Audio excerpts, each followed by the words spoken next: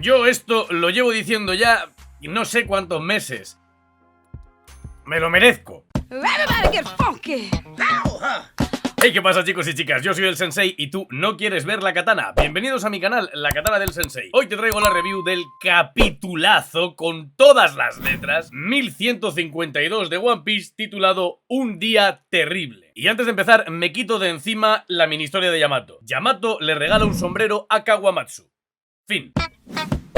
36 volúmenes lleva el niño dando vueltas. Bueno, empezamos con el capítulo. Siguen sintiendo ese haki del conquistador proveniente de Im-sama, mientras los nuevos piratas gigantes guerreros empiezan a irse hacia el ascensor, diciendo a los demás que se tienen que dar prisa, que tienen que llegar cuanto antes. Le piden a Gert que se quede cuidando de Loki y vigilándole, y Chopper le dice a Luffy que él se quedará cuidando de Gavan. Luffy le dice que sin problema, pero Gavan corta la conversación llamando a Luffy, diciéndole que tiene que poner atención a la forma de usar el Haoshoku, porque si lo hace correctamente, esa gente dejará de ser inmortal. Es decir, no son inmortales realmente, sino que están bajo el poder, el efecto de una fruta del diablo, porque las frutas del diablo se anulan con haki. Luffy le dice que gracias por explicárselo y que él se encargará de salvar a Cojones y los demás. Loki se incorpora diciendo que lo que ha dicho Gavan tiene muchísimo sentido, que hasta ahora él no se había parado a pensar realmente en cómo funcionaba ese poder, pero que ahora sabe que es capaz de derrotar a los Kami no Kishida. Aquí le pide a su hermanastro Hairudin que libere los grilletes para dejarle ir a ayudarles, y Hairudin le pregunta que si acaso quiere luchar por el buff, añadiendo que no tiene intención de llevarle consigo. Aquí Gavan, mirando a Sanji y a Zoro, dice que parece que Luffy no es el único en poseer el Haoshoku, y Sanji en un momento divertidísimo se lanza delante de Gavan preguntándole que si está hablando de él, diciendo que no va a dejar que Jinbe y Zoro le roben el protagonismo, pero Gavan le ignora diciendo que el espadachín, es decir Zoro, le da la sensación de que apenas se está acostumbrando a tener el Haoshoku, que su cuerpo lo libera de forma errática y sin control. Zoro se sorprende preguntándole que si está diciéndole que él tiene Haoshoku, y Luffy se sorprende aún más diciendo que es algo que se nota muchísimo y que se percibe en todas partes. Tanto es así que hasta Toei Animation lo sabía antes que nosotros en el manga. Fíjate lo que te estoy diciendo. Gavan le dice que está siendo un inútil, que ese poder solo funciona si lo utilizas a voluntad y conscientemente, y que si no, no está a la altura de ser uno de los tripulantes de un Yonko, si tiene este poder y no lo domina. Zoro pide perdón un poquito avergonzado, y vemos que Sanji intenta continuar la conversación con Gavan en un panel que no está ahí por nada, y a mí me ha gustado mucho. Sanji le pregunta que qué hay de él, y mientras Loki sigue gritando, hablando con su hermano, vemos que Sanji continúa hablando con Gavan, pero no se nos muestra lo que están diciendo. Y ante esto yo tengo dos ideas que vamos a hablar cuando terminemos con la review y empecemos con el análisis al final del vídeo. Loki le grita a Hairudin que si de verdad va a permitir que unos extranjeros salven el buff, y que teniéndole a él, no necesitan esta ayuda. Hairudin le dice que precisamente lo hace por el bien del buff, porque teme que Loki se ponga del lado del gobierno, algo que ya hemos visto que es improbable porque Loki amenazó a los caballeros sagrados y rechazó su oferta. Aquí Hairudin le reclama a Loki diciéndole que eso exactamente es lo que hizo aquel día y que no puede confiar en él. Entonces sus compañeros le instan a tener prisa diciéndole que cuanto más tarden, más víctimas habrá. Pero Luffy interrumpe esta conversación diciéndole a Loki que se convierta en su nakama. Argumenta que de esta forma Hairudin no tendrá otra que liberarle. Hairudin se queda impresionado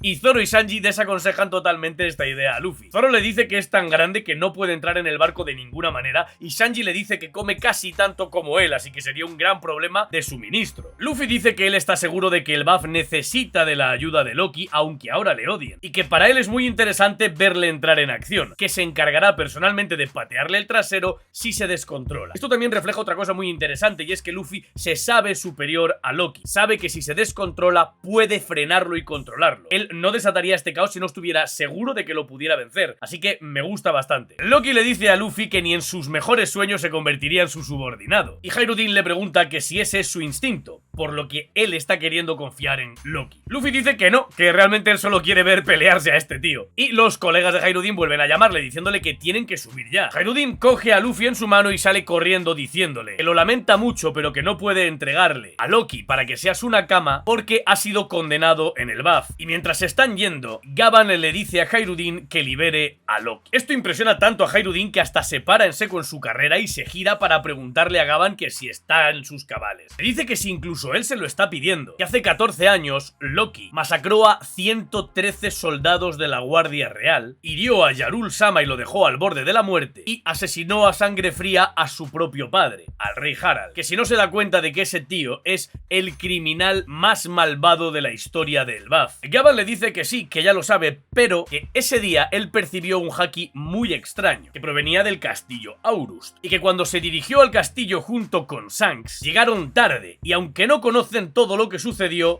estuvieron allí. Hayruddin se sorprende de esto, una persona más dentro de este conflicto, no solo es la palabra de Yarul, y Luffy se pregunta que si acaba de mencionar a Shanks. Hayruddin le dice a sus compañeros que vayan sin él, que él se reunirá más tarde con ellos, y Luffy le dice a Zoro y Sanji que hagan lo mismo, que vayan subiendo, que él llegará más tarde. Esto es una estrategia magistral por parte de Oda para separar a Luffy y a Loki del resto de los combatientes, pero lo hablamos después con el análisis. Zoro dice que siempre que oye hablar de Shanks se pone idiota, Luffy le dice que no llame idiota a Shanks y Sanji le dice que le está llamando idiota a él. Pequeños gags del One Piece de siempre, a mí esto me llena el corazón. Gavan habla hacia Loki y le dice que a quién más, aparte de Hayruddin, le podría contar la verdad, porque aunque sean hijos de distintas madres, son hermanos. Hayruddin se planta delante de Loki y le dice que tiene 3 minutos para contarle todo, y que empiece diciéndole qué ocurrió en ese castillo hace 14 años, que si se considera un guerrero de Elbaf, jure por su dios que le va a decir la verdad y empiece a hablar. Loki con una sonrisa triste, mientras los gigantes piratas guerreros a excepción de Gert y Hayruddin suben por el ascensor con Zoro y Sanji, le dice que fue horrible, que si de verdad le está pidiendo que recuerde ese día. Se recuesta tapándose los ojos, bueno, la venda de los ojos, y le dice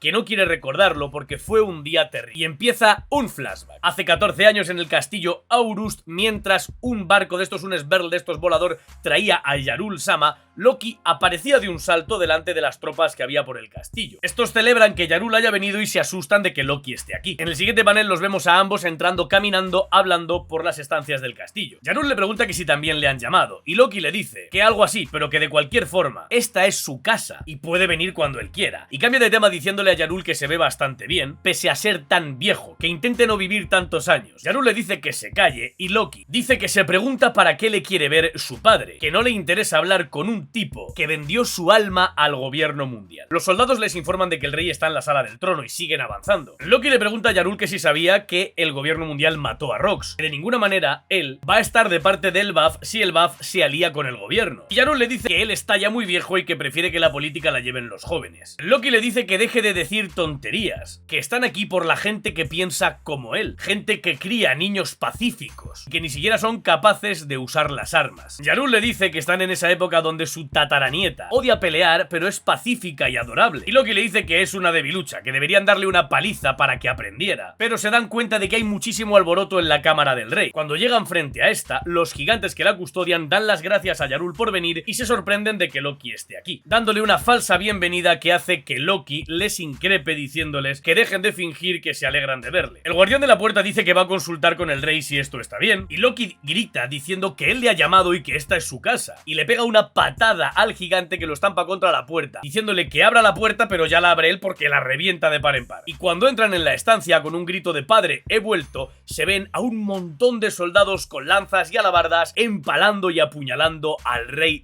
Harald. Yarul queda impactado y Loki se pregunta que por qué están haciendo eso. Mientras tanto, en el BAF, en el hogar de Gavan, este está reunido con otra persona. Esta persona le dice que no puede creerse que las vistas sean tan increíbles desde este lugar, porque la casa está por encima de lo que es el reino donde están el pueblo de los gigantes con el castillo y demás. Y le dice que es la mejor vista posible. Aquí vemos que están tomando un baño Gavan y Shanks, que todavía tenía sus 2 brazos y en el brazo izquierdo tenía una extraña marca. Gavan le dice que ya tenía mucho tiempo que no compartían un baño tan relajante, y le pregunta que cuándo habrá sido la última vez que tuvieron uno así, si hace 3 o 4 años. Shanks le dice que qué está diciendo, que la última vez que tuvieron esta oportunidad fue antes de morir el capitán Roger, hace 10 años. Y Gavan le pregunta que si de verdad ha pasado tanto tiempo y que supone que ha debido de parecer una eternidad para Shanks. Shanks le dice que su vida desde que ya no estaban juntos como tripulación cambió por completo. En realidad, su idea era ser un pirata despreocupado con Buggy y ya está, pero que por cosas del destino no se pudo y que ahora le gustaría saber más sobre el BAF, porque ya que está aquí hay muchas cosas que quiere averiguar. Un Gavan más joven de lo actual le dice que bueno, que de todas formas por algo él es el joven prometido o joven elegido, dependiendo de la traducción. Pero le dice que si le parece bien que no hablen de temas tan serios hoy. Ahí le pregunta directamente que si se acuerda de la isla de Little Garden, la isla en la que conocieron a Dorry y a Broggy, intentando cambiar de tema. Shanks le dice que por supuesto que se acuerda, pero son interrumpidos por Ripley, quien aparece por la ventana diciéndoles que si está bien la temperatura del agua. Shanks se asusta mucho de que haya aparecido así de repente de la nada, y Gavan da las gracias porque la temperatura del agua está perfecta. Aquí vemos cómo viven Gavan y Ripley. Hay una casa partida a la mitad de tamaño humano para Gavan y la mitad de tamaño gigante para Ripley, quien está ofreciéndoles un pastel de arándanos mientras acuna a Cojones, que ya tiene 6 años de nacido. O sea, serían meses, yo creo, por la pinta que tiene, tendrá un año. Ripley le dice a Shanks que por qué no le cuenta anécdotas del pasado de Gavan, y Shanks, comiendo una porción de esa tarta que le están dando, dice que bueno, que se acuerda de que Gavan en cada puerto, pero es interrumpido por Gavan diciéndole que calle la boca si quiere que él salga vivo de aquí. Después están los dos sentados en el porche charlando tranquilamente. Gavan le pregunta a Shanks que si conoce a Harald, que es un rey que en el Buff es casi venerado como un dios, y Shanks le dice que sí, que lo conoció en Marilloa y que la verdad es que se llevaron muy bien. Sin embargo, hay cosas que no pudieron hablar allá arriba y que por eso quería venir a este país, para poder hablar con él antes de que fuera demasiado tarde. Aquí empieza a hablar el narrador en un panel en el que vemos el castillo emanar un haki del conquistador del copón, diciendo que aquel día ocurrió una gran masacre dentro del castillo, donde el rey más querido de la historia del Buff, cuyo nombre era Harald, perdió la vida. Y lanza una pregunta: ¿por qué la gente admiraba tanto a aquel rey? Mientras nos están contando esto, vemos que Shanks y Gavan se dan cuenta de este haki del conquistador proveniente del castillo, que hay soldados pidiendo ayuda, sangre saltando por los aires, Yarul recibiendo un espadazo en la cabeza, unas cadenas rompiéndose y una sombra irguiéndose sobre un cofre, diciendo que si esa es la famosa Akuma no Mi prohibida, que ha pasado de generación en generación en el Buff. Y aquí Oda nos da el flashback del flashback. Decide retroceder hasta hace 109 años. En un mundo en el que cuando le preguntabas a alguien qué es lo más aterrador que existe, sin duda todo el mundo respondía a la vez: los piratas gigantes, porque nadie más que ellos dominaba esa era. En un panel en el que vemos a Dorry y a Broggy más jovencitos, y a mí me ha gustado un montón. Después el narrador sigue diciendo que en esa época llegaba a cierta isla un barco real proveniente del país de los gigantes. El solo nombre de El Buff influía miedo entre toda la gente común, y que una de las razones de su mala reputación era su rey. Y en un panel en el que vemos a Harald decir que se dice que en este reino hay una hermosa princesa en el castillo y que quiere conocerla, vemos después cómo estampa la cabeza de uno de sus propios gigantes contra un torreón de un castillo que estaba cerca, mientras decía: ups, se me resbaló el pie. Los gigantes le piden que por favor no haga nada de eso, y el rey se ríe con una risa de barajajajajaja. En un panel en el que vemos a un Harald mucho más joven, con un diseñazo increíble, o sea, realmente parece un demonio el cabrón, tiene un rollo guapísimo, me encanta,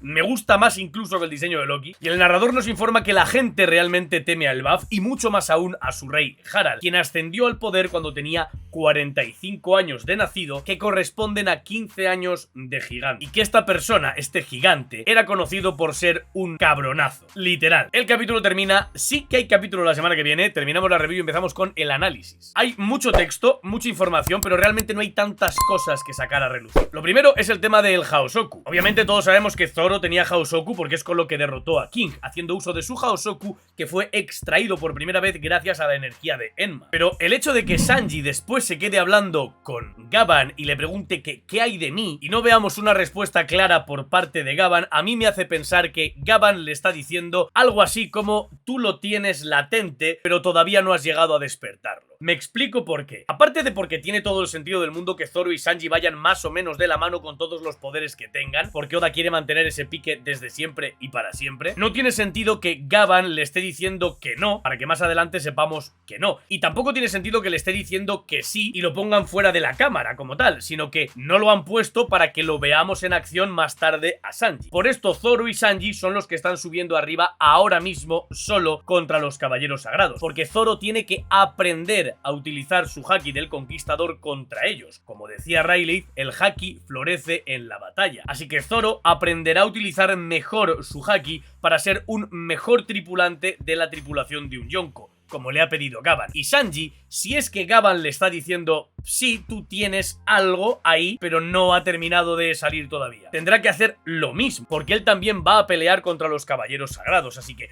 no creo que vaya simplemente a darles golpes sin parar hasta que se canse. Que por cierto, no sé hasta qué punto Sanji se cansa siendo un humano modificado, pero bueno. El caso es que yo creo que es un sí, porque en el manga aquí no te podrían decir sí y hasta dentro de 20 capítulos no verle hacerlo, así que se está esperando a revelarlo directamente, y tampoco tendría sentido que sea un no y no lo esté poniendo como tal, sembrando esa esperanza vacía. Así que yo confío en que sí, Sanji va a tener Haki del Conquistador. Lo siguiente es la invitación de Luffy a Loki a su tripulación. Obviamente no va a pasar, chicos. No hay rey en el BAF y se van a quedar gobernando Loki y Jairudin. Se van a reconciliar y van a ser los dos hermanos gobernando juntos el BAF. Loki siendo la potencia que necesita el BAF y Jairudin siendo el rey amado y respetado que tienen todos. Pero cuando cuenten la verdad sobre lo que pasó de Loki, la imagen de Loki también se lavará bastante de cara al pueblo del BAF y empezará a ser un rey más querido. Sin duda es interesante que Gavan estuviera allí y estuviera con Shanks concretamente, porque aquí podemos empezar a atar cabos. Hay un momento en el que Shanks se escapa de Buggy en la ejecución de Roger, le dice que ahora no puede ser pirata, ahora no puede ir a por el One Piece,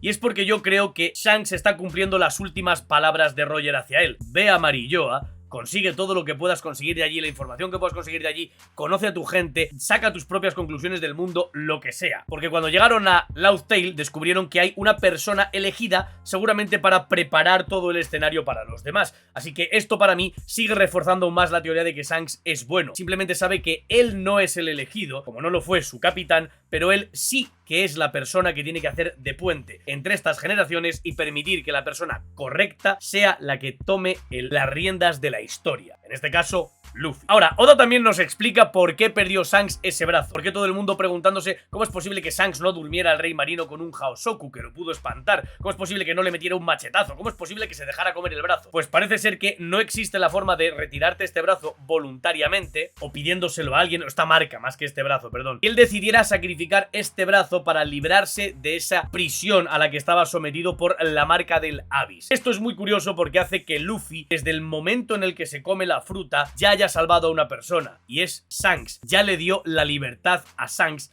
al hacer que él se arrancara el brazo, bueno, se permitiera arrancar el brazo para liberar a Luffy, siendo él también liberado de esta prisión del Abyss. Prisión metafórica, porque recordemos que los puedes llamar cuando quieras, donde quieras. Hay gente que dice, como el bueno de Rochas del canal, que se cortó el brazo para diferenciarse de su hermano. Cabrón, ya tenía un zarpazo aquí en toda la cara, diferentes ya eran. Y lo siguiente que vemos es la entrada de Loki y de Yarul al trono, a la zona del castillo, donde está el rey. Yarul es convocado por la gente del castillo y Loki dice que su padre le avisó directamente. Aquí hay algo raro porque la gente no esperaba a Loki, no esperaban ver venir a Loki, solo querían tener presente a Yarul. Y a mí esto me huele a algo que te llevo diciendo meses y meses y meses, y es un golpe de estado hacia Harald. Pensar que Harald era una persona que se había puesto en contra a bastantes facciones de su propio reino, pese a ser uno de los reyes más queridos. Pensad que como gigante ancestral, al arrancarse los cuernos, estaba como demostrando vergüenza de su propio linaje, y esto tendría que ofender directamente a los gigantes ancestrales tan orgullosos y belicosos como ellos son. A mayores de esto, también estaba intentando crear generaciones más pacíficas y más tranquilas, menos belicosas, menos guerreras y menos potencialmente atractivas para reinos invasores como el gobierno mundial. Así que tenía a la gente que quería conservar las tradiciones de ser siempre guerreros, piratas, saqueadores, malhechores, y a los portadores de la sangre de gigante ancestral en su contra. Lo cual no me extraña nada que quisieran acabar con él y cargarle con el muerto a Yarul, con Loki fuera, viviendo fuera, porque Loki, recordad que viajó un tiempo fuera, volvió al BAF, lo detuvieron por esto, se escapó y unos años después Shanks lo trajo de vuelta capturado. Me hace entender que aquí estaban orquestando un plan para culpar a Yarul de la muerte de Harald y quitárselos a los dos de en medio. Porque como hemos visto, Yarul también estaba afín a las ideas de Harald, él también quería que los niños, como su tataranieta, crecieran en paz y en felicidad. Lo siguiente reseñable es la sombra sobre el famoso cofre. Hay mucha gente diciendo que esa es la Gomu Gomu no Mi, puede ser, hay mucha gente diciendo que ese es Who is Who, no lo creo. Y no lo creo porque ese cofre es tamaño gigante, es un cofre que esconden los gigantes y que tienen ellos, y si fuera un cofre humano normal sería así. No tendría sentido ponerle cadenas porque un gigante haría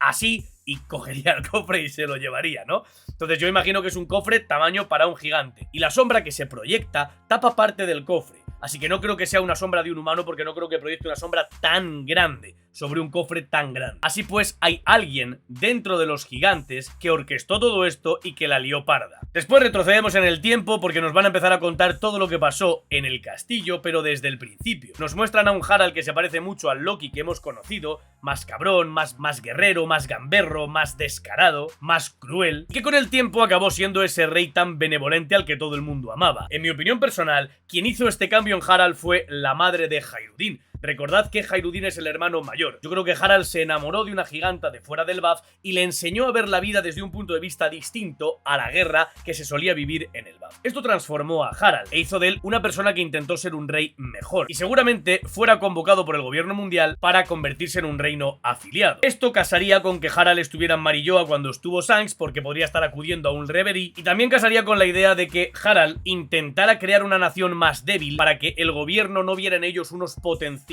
armas de guerra. Es un razonamiento muy básico. Si la gente que nace aquí, que crece aquí, que se desarrolla aquí, crece con inquietudes artísticas, con inquietudes filosóficas, con inquietudes racionales, con inquietudes relacionadas a los conceptos de la inteligencia, de la evolución, de lo académico en general, y no de la guerra, no van a ser tan preciados guerreros para el futuro. Simplemente serán gente alta, gente grande, pero no guerreros sanguinarios, preparados para combatir del lado del gobierno mundial. Creo que eso es lo que hizo Harald, que Imsama dijo que metió la pata, que la cagó, porque él pactó con el gobierno mundial seguramente para evitar una invasión por parte del gobierno mundial, y recordemos que también permitió que Madre Carmel viviera aquí y tuviera tratos con el gobierno mundial, así que algo hay ahí también. Pero bueno, déjame saber tú en los comentarios qué opinas de todo esto. ¿Crees que Sanji tendrá Haki del Conquistador? ¿Crees que Zoro y Sanji lo mostrarán en su pelea contra los Caballeros Sagrados? ¿Contra quién crees que van a pelear? ¿Qué crees que pasó con Harald? ¿En qué momento se hizo bueno? ¿En qué momento tuvo contacto con el gobierno mundial? ¿Habló con Imsama directamente o con el Gorosei? ¿Cómo fue la conversación que tuvo con Shanks? ¿De qué quería advertirle Shanks? ¿Qué pasó en el castillo? Pónmelo todo aquí en los comentarios que os estaré leyendo a todos. Gracias por llegar hasta aquí, pégate un me gusta, suscríbete y activa la campanita si me quieres ayudar a seguir creciendo y que el viento te sea favorable, Calvacama.